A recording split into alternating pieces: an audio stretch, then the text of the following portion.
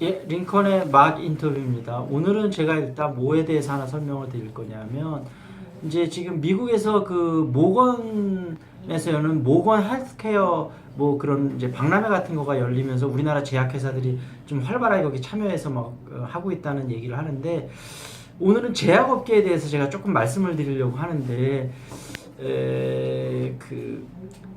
사실은 제약업계가 이제 사람들이 평균 수명이 계속 늘어나면서 전 세계적으로 계속 연평균 15에서 20%씩 계속 성장하고 있는 산업이거든요. 근데 이런 산업이 지금 많지가 않아요. 그래서 우리나라도 앞으로 이제 이 부분에 대해서 집중적으로 좀 투자가 필요한데, 그래서 삼성전자도 원래 이제 5개 신수종 사업 중에서 가장 에너지를 많이 쏟는 게 왜 삼성전자의 전자사업부하고 삼성물산 산하에 있는 바이오에피스하고 바이오로지스틱스라고 그랬잖아요. 근데 이제 그 제약 산업을 이해하기 위해서 먼저 세 가지를 좀 아셔야 되는데, 이 약이 오리지널 신약이 있고 바이오 시밀러가 있고 그다음에 제너릭이나 케미컬이라고 부르는 약이 있거든요. 그래서 오리지널 신약이라는 건 우리가 이제 진짜 돈을 많이 해서 막 10년, 20년 동안 연구해서 대부분 글로벌 다국적 기업이 이제 보통 이런 걸 많이 연구를 하고, 그 다음에 이게 특허 기간이 예를 들면 어떤 약인데 이게 10년이다. 그럼 10년이 끝나면 이 약 성분을 분석을 해서 복제를 할 수 있어요. 그래서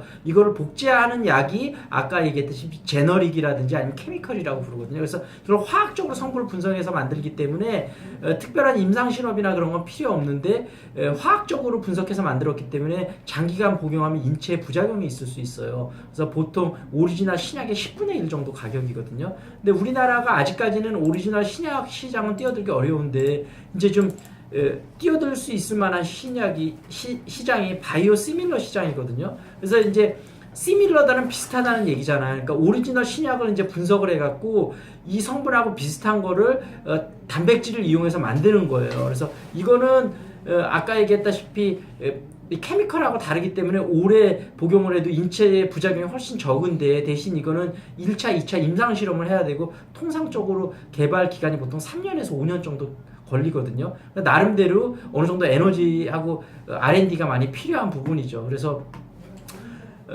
보통 오리지널 신약의 보통 40%에서 60% 정도 가격으로 책정이 되거든요. 그러니까 아까 얘기했던 제너릭이나 케미칼보다는 거의 5배 이상 비싼 거죠. 근데 우리나라 제약회사들이라고 하면 여태까지 R&D에 많이 투자한다고 하는데 실질적으로는 투자한 게 거의 그 제너릭이나 케미컬 연구하는데 투자를 했었던 거거든요. 근데 요즘 이제 좀 실적을 내고 있는 한미약품이라든지 아니면은 그 어디죠, 저기 셀트리온이라든지 이런 거가 이제 바이오 시밀러 시장 같은 걸 이제 공략을 했는데, 이 바이오 시밀러 시장이 나름대로 어느 정도 크냐면 이제 그 램시마라고 이제 그 어디죠, 저기서 개발한 게 미국 시장에 수출이 되는데, 예를 들면 우리나라 1위, 2위 평균 그런 제약사들이 1년 매출이 1조 5천억 이 정도 되거든요. 근데 이 램시마 하나가 미국 시장에서 1년에 1조 5천억에서 2조 정도 매출을 올릴 수 있거든요. 그러니까 바이오 시밀러 시장이 잘만 공략을 하면 어마어마하게 큰 시장이에요. 그래서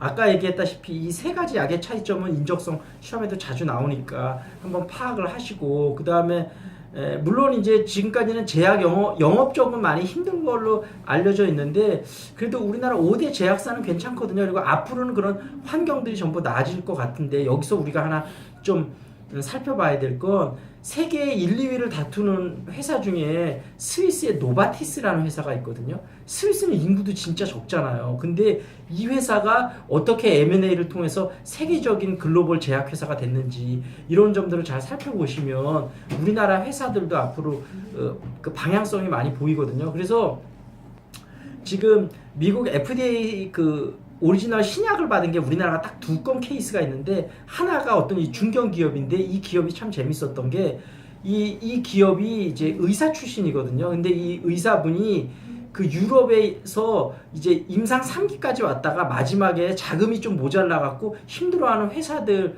중에 기술력이 좋은 회사를 컨택을 해서 현금 1,000억 주고 그 회사를 인수를 해요. 그래서 마지막 그 3차까지 완수를 해서 마무리를 지어서 이제 그 미국의 승인을 받았는데, FDA로부터 이 사람이 하는 얘기가 실제 유럽에 그런 회사들이 되게 많대요. 그러니까 우리나라 제약회사들도 그런 걸 잘 서치만 하면 세계적 글로벌 제약회사로 노바티스처럼 성장할 수 있는 기회들이 너무나 많은데 우리나라 제약회사들이 너무 제너릭이나 케미컬 그 R&D에서 그거 하는 그 조그만 파이에서만 너무 그냥 안주하고 있었던 거죠. 그래서 그런 점들이 본인은 이제 뭐 아직 중견회사다 보니까 자금이 충분치 않아서 못하지만 우리나라 그래도 나름대로 그 제약회사 큰 기업들은 얼마든지 그런 걸 할 수 있는데 그런 기회들을 다 놓치고 있는 게 너무나 안타깝다고 자기는 그러더라고요. 그래서 아까 얘기했다시피 앞으로 근데 많이 좀 바뀔 거예요. 지금 왜냐하면 그런 실적을 내는 회사들도 있기 때문에 우리나라 회사들도 요즘은 부쩍 바이오시밀러 쪽에 투자를 많이 하고 있거든요. 그래서 바이오시밀러에서 투자가